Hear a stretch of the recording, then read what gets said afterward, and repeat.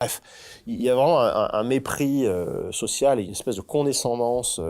patrimoniale à l'égard d'Hitler qui fait que ces élites patrimoniales au pouvoir, là, ne prennent pas du tout au sérieux les nazis. Alors, pour ce qui est du premier rideau, ils ont raison, au fond, hein, parce que c'est des battleurs de tréteaux, sont des gueulards de salles, de meetings, mais il y a une deuxième, une troisième ligne qui est armée par, là, de vraies élites. Des élites intellectuelles, des élites universitaires, des juristes, souvent, qui sont des gens qui savent travailler et qui font en sorte que les 100 premiers jours soient efficaces puisque les décrets sont prêts et sont bien rédigés pour subvertir complètement la démocratie allemande qui était déjà mal en point depuis 1930, puisque depuis 1930, il n'y a plus de pratique parlementaire de la démocratie allemande, c'est une pratique présidentialiste dont notre constitution d'ailleurs de 58 est issue, mais il reste quand même des droits fondamentaux assurés par la constitution de Weimar, qui sont là, pour le coup, complètement balayés en quelques mois, puisque du 30 janvier 33 au 14 juillet 33, une date qui n'est pas choisie au hasard,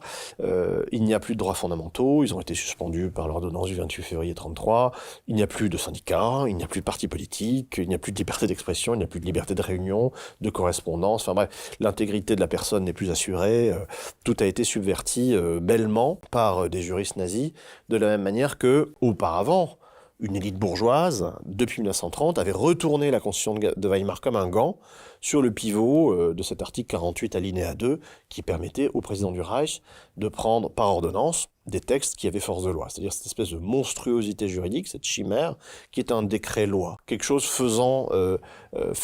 fonction d'eux, hein,